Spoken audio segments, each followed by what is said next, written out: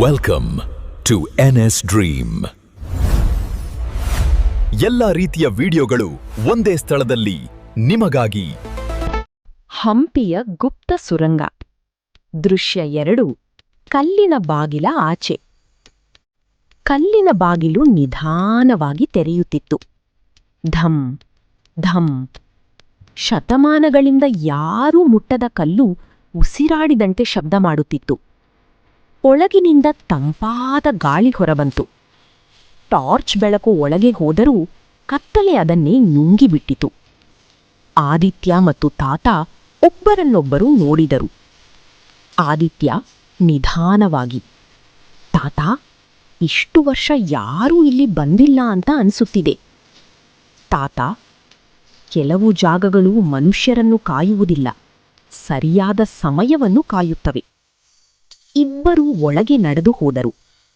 ಅವರ ಹೆಜ್ಜೆ ಶಬ್ದ ಮಾತ್ರ ಕೇಳುತ್ತಿತ್ತು. ಟಕ್ ಟಕ್ ಟಕ್. ಕಲ್ಲಿನ ಗೋಡೆಗಳ ಮೇಲೆ ವಿಚಿತ್ರ ಕೆತ್ತನೆಗಳಿದ್ದವು. ರಾಜರಿರಲಿಲ್ಲ, ಯುದ್ಧ ಇರಲಿಲ್ಲ. ಪುಸ್ತಕ ಹಿಡಿದ ಜನರು, ದೀಪ ಹಚ್ಚಿದ ಮಕ್ಕಳು, ಬರೆಯುತ್ತಿರುವ ವೃದ್ಧರು. ಆದಿತ್ಯ ಟಾರ್ಚ್ ತಿರುಗಿಸಿದ. ಆದಿತ್ಯ ಹೇಳುತ್ತಾನೆ, ತಾತ, ವಿಜಯನಗರದ ಕಥೆಗಳಲ್ಲಿ ಯಾವಾಗಲೂ ಯುದ್ಧದ ಬಗ್ಗೆ ಕೇಳಿದ್ದೆ, ಆದರೆ ಇಲ್ಲಿ ಎಲ್ಲರೂ ಓದುತ್ತಿದ್ದಾರೆ. ತಾತ ಗೋಡೆಯ ಮೇಲೆ ಕೈಯಿಟ್ಟು ಹೇಳುತ್ತಾರೆ, ಯುದ್ಧಗಳು ಇತಿಹಾಸದಲ್ಲಿ ಹೆಚ್ಚು ನೆನಪಾಗುತ್ತವೆ, ಆದರೆ ರಾಜ್ಯವನ್ನು ಕಟ್ಟಿದ್ದು ಜ್ಞಾನ. ಇಬ್ಬರೂ ಹಾಗೆ ಮುಂದೆ ಹೋದರು. ಸ್ವಲ್ಪ ದೂರದಲ್ಲಿ ಒಂದು ದೊಡ್ಡ ಸಭಾಂಗಣ ಕಂಡಿತು. ಎತ್ತರದ ಕಂಬಗಳು, ಮಧ್ಯದಲ್ಲಿ ವೃತ್ತಾಕಾರದ ಕಲ್ಲಿನ ವೇದಿಕೆ. ವೇದಿಕೆಯ ಮೇಲೆ ಧೂಳಿನಿಂದ ಮುಚ್ಚಿದ ಒಂದು ಪೆಟ್ಟಿಗೆ. ಆದಿತ್ಯ ನಿಧಾನವಾಗಿ ಹತ್ತಿರ ಹೋದ. ಅದರ ಮೇಲೆ ಬರೆದಿತ್ತು, ತೆರೆಯುವ ಮುನ್ನ ಯೋಚಿಸು, ಒಳಗೆ ಸತ್ಯ ಇದೆ. ಆದಿತ್ಯ ತಾತನನ್ನು ಕೇಳಿದ, ತಾತ, ತೆರೆಯೋಣವಾ? ತಾತ ಸ್ವಲ್ಪ ಯೋಚಿಸಿ ಹೇಳುತ್ತಾರೆ, ಕೆಲವು ಉತ್ತರಗಳು ಸಿಕ್ಕ ಮೇಲೆ ಹಿಂದಿನ ಮನುಷ್ಯ ಆಗಿರಲು ಆಗುವುದಿಲ್ಲ. ಆದಿತ್ಯ ಪೆಟ್ಟಿಗೆಯನ್ನು ತೆರೆದ. ಒಳಗೆ ಚಿನ್ನ ಇಲ್ಲ, ವಜ್ರ ಇಲ್ಲ. ಒಂದು ಹಳೆಯ ನಕ್ಷೆ, ಒಂದು ಪತ್ರ ಮತ್ತು ಒಂದು ಚಿಕ್ಕ ತಾಮ್ರದ ದೀಪ. ತಾತ ಪತ್ರ ತೆಗೆದುಕೊಂಡರು. ನಿಧಾನವಾಗಿ ಓದಿದರು. ಈ ಜಾಗ ಕಂಡುಕೊಂಡವರಿಗೆ, ನೀವು ಖಜಾನೆ ಹುಡುಕುತ್ತಿದ್ದರೆ ನಿರಾಶೆಯಾಗುತ್ತೀರಿ. ನೀವು ನೆನಪು ಹುಡುಕುತ್ತಿದ್ದರೆ ಇಲ್ಲಿ ಉಳಿಯುತ್ತೀರಿ.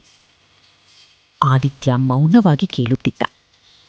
ತಾತ ಪತ್ರ ಓದುವುದನ್ನು ಮುಂದುವರಿಸಿದರು. ವಿಜಯನಗರ ಕುಸಿಯುತ್ತಿದೆ ಎಂದು ಎಲ್ಲರೂ ಭಾವಿಸಿದರು. ಆದರೆ ನಾವು ನಗರದ ಆತ್ಮವನ್ನು ಇಲ್ಲಿ ಉಳಿಸಿದ್ದೇವೆ. ಆದಿತ್ಯ ಆಶ್ಚರ್ಯದಿಂದ ಕೇಳಿದ, ನಗರದ ಆತ್ಮ? ತಾತ ಸುತ್ತಲೂ ನೋಡಿದರು. ಆಗ ಅವರಿಗೆ ಅರ್ಥ ಆಯಿತು. ಅವರು ಗೋಡೆಯಲ್ಲಿದ್ದ ಮರದ ಕಪಾಟು ತೆರೆದರು. ಒಳಗೆ ನೂರಾರು ಹಸ್ತಪ್ರತಿಗಳು, ನಕ್ಷೆಗಳು, ಕವಿತೆಗಳು, ವಾಸ್ತುಶಿಲ್ಪದ ಚಿತ್ರಗಳು, ಹಳೆಯ ಸಂಗೀತದ ಲಿಪಿಗಳು, ಮಕ್ಕಳ ಬರಹಗಳು, ಹಳ್ಳಿಗಳ ದಾಖಲೆಗಳು. ತಾತನ ಕಣ್ಣು ತುಂಬಿತು. ತಾತ ನಿಧಾನವಾಗಿ ಹೇಳಿದರು, ಇವರು ಚಿನ್ನ ಉಳಿಸಲಿಲ್ಲ, ಇವರು ಜನರ ನೆನಪು ಉಳಿಸಿದರು. ಆದಿತ್ಯ ಒಂದು ಹಳೆಯ ಪುಸ್ತಕ ತೆಗೆದುಕೊಂಡ. ಮೊದಲ ಪುಟದಲ್ಲಿ ಬರೆಯಲಾಗಿತ್ತು, ಇದನ್ನು ಓದುವವನು ನಮ್ಮ ಮುಂದಿನ ಪೀಳಿಗೆ. ಆದಿತ್ಯ ನಿಂತು ಯೋಚಿಸಿದ. ನಂತರ ನಿಧಾನವಾಗಿ, ತಾತ, ನಾವು ಇದನ್ನು ಎಲ್ಲರಿಗೂ ಹೇಳ್ಬೇಕಾ? ತಾತ ನಗುತ್ತಾ ಹೇಳಿದರು, ಎಲ್ಲ ರಹಸ್ಯಗಳನ್ನು ತೆರೆದು ಬಿಟ್ಟರೆ ಅದರ ಮೌಲ್ಯ ಕಡಿಮೆಯಾಗುತ್ತದೆ. ಆದಿತ್ಯ ಕೇಳಿದ, ಹಾಗಾದರೆ? ತಾತ ಹೇಳ್ತಾರೆ, ಇದನ್ನು ಉಳಿಸಬೇಕು. ಆ ಸಮಯದಲ್ಲಿ ಒಂದು ಮೂಲೆಯಿಂದ ಶಬ್ದ ಬಂತು, ಟಕ್.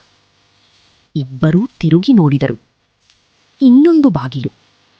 ಅದರ ಮೇಲೆ ಬರೆಯಲಾಗಿತ್ತು, ಮೊದಲ ಕೊಠಡಿ ನೆನಪು, ಎರಡನೇ ಕೊಠಡಿ ಸತ್ಯ. ಆದಿತ್ಯ ನಿಧಾನವಾಗಿ ನಕ್ಕ. ಆದಿತ್ಯ, ತಾತ, ತಾತ, ಏನು? ಆದಿತ್ಯ, ನಾಳೆ ಮನೆಗೆ ಹೋಗೋಣ ಅಂದಿದ್ದೀರಲ್ಲ? ತಾತ ನಗುತ್ತಾ ಹೇಳ್ತಾರೆ. ಹೌದು. ಆದಿತ್ಯ ಟಾರ್ಚ್ ಮುಂದೆ ಹಿಡಿದ. ಆದಿತ್ಯ, ಆದರೆ ಇತಿಹಾಸ ಇನ್ನೂ ಮುಗಿದಿಲ್ಲ. ಇಬ್ಬರೂ ಎರಡನೇ ಬಾಗಿಲ ಕಡೆ ನಡೆದು ಹೋದರು. ಕತ್ತಲೆ ಮತ್ತೆ ಅವರನ್ನ ನುಂಗಿತು.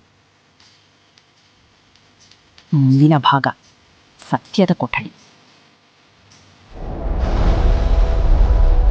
ಪ್ರತಿ ಕನಸಿಗೂ ಒಂದು ಆರಂಭ ಇರುತ್ತದೆ.